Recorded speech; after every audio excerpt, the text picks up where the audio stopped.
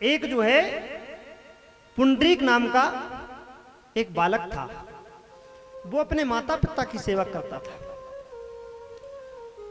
और माता पिता की जब सेवा करता था, बस समय कितना, हाँ, माता पिता की जो सेवा करता था तो इतनी सेवा करता था कि एक दिन मेरे श्याम सुंदर प्रसन्न हो गए, क्योंकि श्याम सुंदर प्रसन्न उसी पे होते हैं जो माता पिता की सेवा करते। तुम कितने ही मंदिर को रगड़ो, मूर्तियां को रगड़ो, फूल चढ़ाओ, माला चढ़ाओ, जाने काका करो, करत रहो, मुझे जा से कोनो लेने देने नहीं है, लेकिन पूजा वही सफल है जो सेवा भी करते हो, माता पिता की सेवा भी करते। आज मेरे श्याम सुंदर प्रसन्न हो गए पुंडरीक पे, और पुंडरीक के द्वार पे जाके बोले, अरे ओ पुंडरीक, मैं स्वयं द्वारकाधीश तेरे द्वार पर आया हूं और तू मेरे दर्शन कर ले।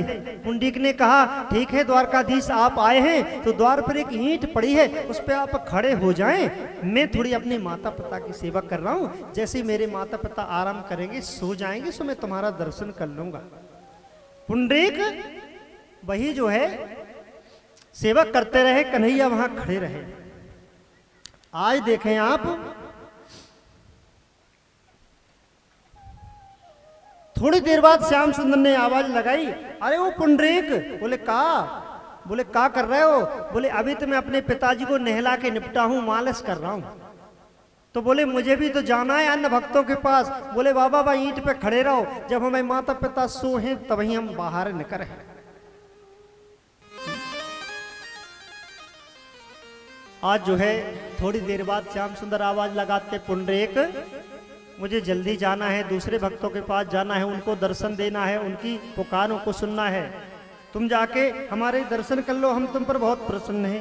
बोले अभी अभी मैं अपने माता पिता को भोजन करा रहा हूँ, भोजन करा के जैसे ही वो लेट जाएंगे सो मैं जो है सो जाएंगे, सो तुम्हें दर्शन तुम्हारे कर लूंगा। आज जो है पुंडरीक अपने माता पिता को नहलाता है, मालिश करता है और सुंदर सुंदर जो है भोजन सजाता है, स्वयं अपने हाथों से भोजन बनाता है। आज थोड़ी देर बाद श्याम सुंदर पुनः आवाज लगाते हैं, क्या कहते हैं कि छोड़ नगर निज आयो में तब दर्शन के हेत, आ दर्शन दे और ले सुत पित मात समेत। आहा, श्याम बचन सुन भवन से दीन भगत आवाज, शरण दबा पत मात के निक ठहरे जाओ महाराज।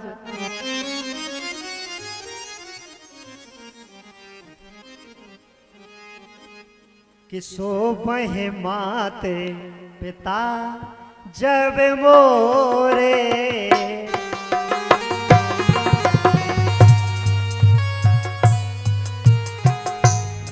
सज्जनों आपको आनंद आ रहा है कि नहीं आ रहा है मुझे पता नहीं है, लेकिन पुंडरीक क्या कहता है भगवान से, सोबह माते पिता जब मोरे, करहूं बिहारी दर्शन तोरे, करहूं बिहारी दर्शन तोरे।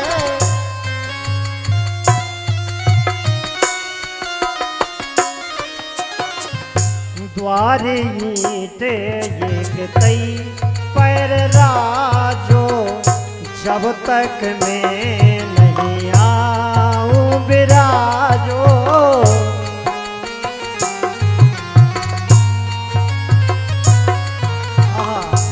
उस परम भक्त पुंडरीक का निश्चल प्रेम आज श्याम सुंदर ने देखा है। भगत बचन निश्चल सुखदाई, सुने श्रवण मन मुदे ते कन्हाई। बैठ ईंट बन गयो बिठोबा, ओ विठल धाम बिरज सम शोभा। आप महाराष्ट्र में चंद्रभागा नदी के तट पर जाइए, जहां विठोबा का स्थान बना हुआ है, परम पावन धाम है ब्रज का,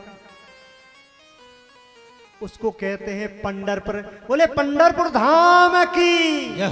उस पंढरपुर में आज विठोबा बन गए, आज श्याम सुंदर पे हम बैठे हैं। इधर हम ब्रजधाम वृंदावन से बोलते हैं और उधर ब्रजधाम वो पंढरपुर से बोलते हैं।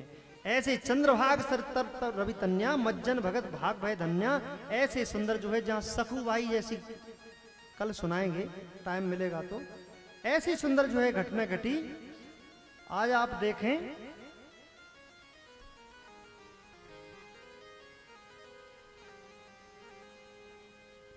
उत्तान पादो, अच्छा उत्तान पाद क्या है? जिसके पैर ऊपर को हो, पैर और नीचे को शीश हो जिसका, और ऐसा जिसका जन्म हो वो उत्तान पाद है। बता सकते हो आप कौन है? जिसके पैर जन्म लेते ऊपर को, सिर नीचे को। है कोई? सभी हैं। हमारे भगत जी बोल रहे हैं तो सभी हैं। तो भैया ये उत्तान पाद सभी हैं, कथा उत्तान पाद की है, हमारी तुम्हारी है। तो ऐसे उत्तान पाद महाराज मनु के पुत्र होते हैं, प्रियव्रत उत्तान पाद। तो उत्तान पाद के यहाँ एक अटल पुरुषार्थ रूपी ध्रुव नाम का पुत्र होता है। लेकिन पुत्र तो तब होता है जब रानी हो, तो रानी भी दो है, एक सुरुचि एक सुनीति। सुनीति अर्थात जो सुंदर नीति से तुम काम करते हो वो सुनीति तुम्हारी पत्नी है, और जो मन में आई अपनी रुचि से करते हो वो रुचि है। बहुत से लोग अपने मन में आई सो मन से करत, बहुत से लोग ऐसे हैं कि अच्छी बात सोच समझ के करत, है ना। तो ऐसे जो है उत्तान पाद महाराज के यहाँ ध्रुव और उत्तम नाम के दो पुत्र पैदा होते हैं। एक दिन क्या होता है कि जो ध्रुव हैं वो सुनीति के पुत्र हैं, वो आकर के बैठ जाते हैं कहाँ? राजा की गोदी में। अब तब तक आ जाती है छोटी माँ, कौन? सुरुचि। वो कहते हैं ध्रुव चल हट, यहाँ तो मेरा बेटा बैठेगा। एक घर घर में सोती हटाए का कला है ना। और जो है हाथ पकड़ कर ध्रुव को नीचे पटक दिया जाता है। जब ध्रुव को हाथ पकड़ करके नीचे पटक दिया जाता है, ध्रुव रोता है, और रोता रोता कहाँ आता है? अपनी माँ सुनीति के पास। सुनीति अलग भवन में रहती है, और नीति तो अलग ही रहेगी ना। नीति तो नीति है, जहां सुरुचि चलेगी वहां नीति थोड़ी चलती। आज ध्रुव रो करके कहता है, माँ मुझे छोटी माँ ने मारा, पीटा।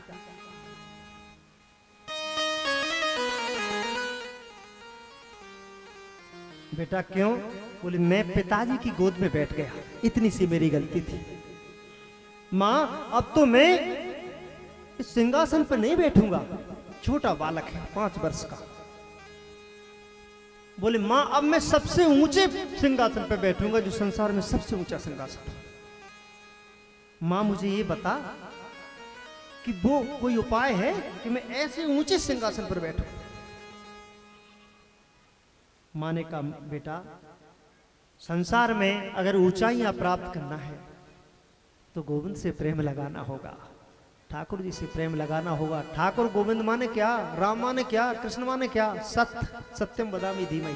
भागवत में किसी देवी देवता का नाम नहीं आया, सत्य की वंदना की गई, क्योंकि गोविंद उसी पे प्रसन्न होते हैं जो सत्य में जीता है, सत्य को जानता है, सत्य का रिसर्च करता है। और जो सत्य नहीं समझता वो केवल घंटियां हिलाते रहता है जीवन भर।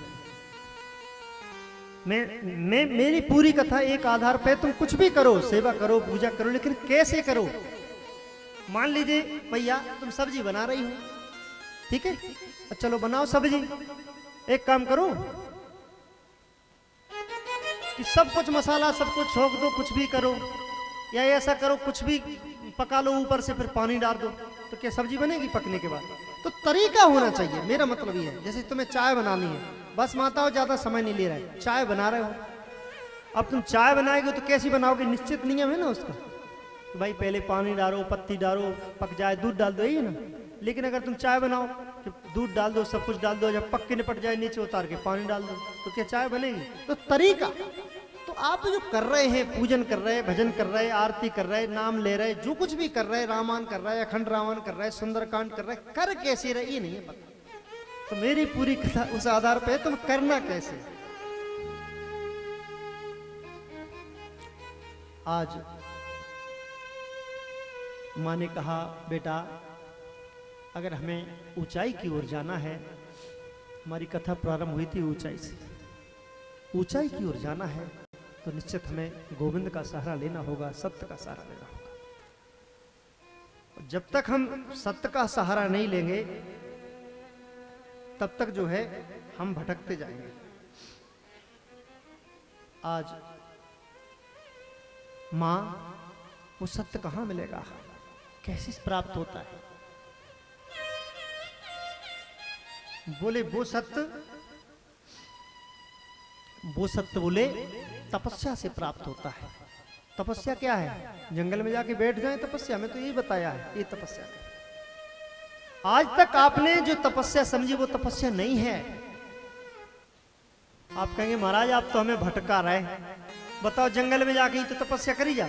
अरे महाराज वो तपस्या नहीं है, दूसरा क्रोध करके आ रहा है और तुमने थोड़ा सहन कर लिया, वो तपस्या है। तुमने अगर अपने से किसी का हित कर दिया वो तपस्या है। तुमने सत्य बोलने का प्रण ले लिया वो तपस्या है। और सबसे बड़ी तपस्या है तुमने बुराई को त्याग दिया, वो तपस्या है। वो तपस्या नहीं है कि ऊपर से माला फेर रहे, राधे राधे राधे श्याम श्याम राम राम राम और ध्यान हो ही है कि कितने घाट करने।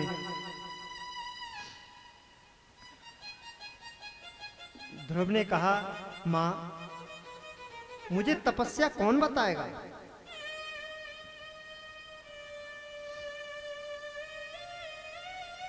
बोले गुरु बताता है। संसार में गुरु ना हो तो क्या होता है? गुरु बिना जा जगत में बड़े बड़े भय फैल, और गुरु बतावत आपको परमार्थ की गैल। परमार्थ की गैल कौन बताता है? बोले गुरु। ध्रुव ने सोचा गुरु कहां मिलेंगे? बोले बेटा जब तुम अपने मन में ठान लो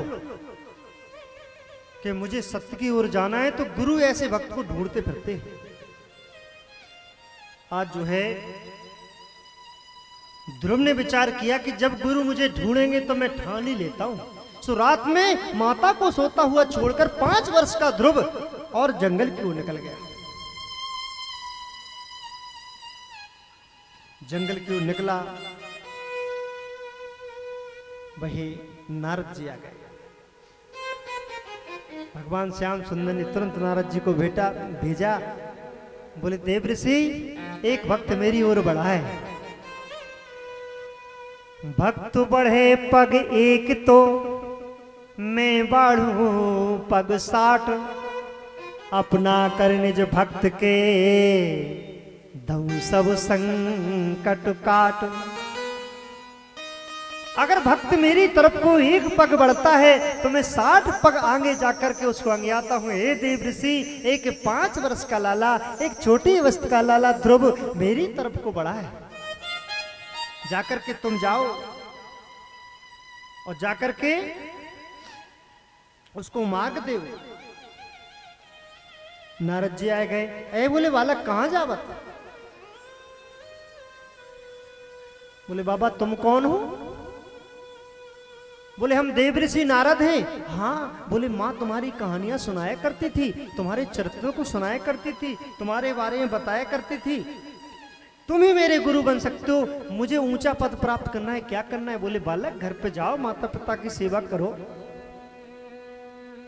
बालक ध्रुव ने कहा वो तो ठीक है, माता पिता की सेवा तो हम करेंगे, माता पिता से हम कभी विमुख नहीं हैं, लेकिन हमें ऊंचा पद प्राप्त करना है। ऊंचा पद कौन दे सकता है? बोले साहब ऊंचा पद तो ना हम दे सके ना हमें पिताजी। काय के एक दिन हमने पिताजी ब्रह्मा जी से पूछो तो काय पापा जी तुम्हारा पद सबसे ऊंचा है? सो ब्रह्मा जी बोले नहीं, हमसे ऊंचे तो बोले विष्णु है। फिर हम विष्णु भगवान के पास गए, कल काय श्री हरि जी महाराज तुम्हारी सबसे ऊंचा पद है? सो विष्णु बोले कि नहीं, हम ऊंचा पद नहीं है, हमसे ऊंचे तो भूत बावन भोलेनाथ बैठे। अरे सो नारद जी बोले हम एक बार भूत बावन भोलेनाथ के पास गए, हमने कही महाराज तुम्हें बैठे सबसे ऊपर? बोले नहीं, हमसे ऊंचे तो श्याम सुंदर गोलोक धाम में विराजते हैं। अब श्याम सुंदर जी के पास पहुंचे, सो राधा जी बोली कि जे हमें चक्कर में रत, जैसे हम इशारों करें तैसो ही करत, जो हम कह दें कि जा भक्त को जो दे दो तैसो ही दे। अब राधा जी की शरण में पहुंच गए। तो नारद जी ने बताया, हे ध्रुव तुम्हें राधा जी की शरण में जाना होगा। बोले राधा जी कहाँ मिलेंगी? बोले राधा जी तो ब्रजधाम में मिलेंगी। तो ध्रुव जी वहां ब्रजधाम में पहुंचते हैं। तैयार? हाँ। और जैसे ही ब्रजधाम में पहुंचते हैं, आहा, जैसे ही वृंदावन में पहुंचे तो कहने लगे ध्रुव, आहा, कि लागे वृंदावननी को। ध्रुव कह रहे ब्रजधाम में गए,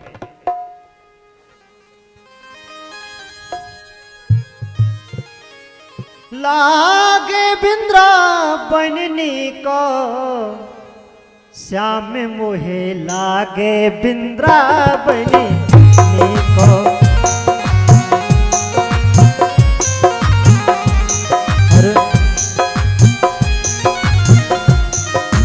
लागे वृंदावननी को, श्याम मोहे लागे वृंदावननी को, श्याम मोहे लागे। वृंदावन में आखिर ऐसा क्या है कि हमें अच्छा लगता है? चलो कुछ बातें हम बताते हैं, कुछ बातें तुम समझ लेना। वृंदावन में 9 लख गैया, वृंदावन में 9 लख गैया,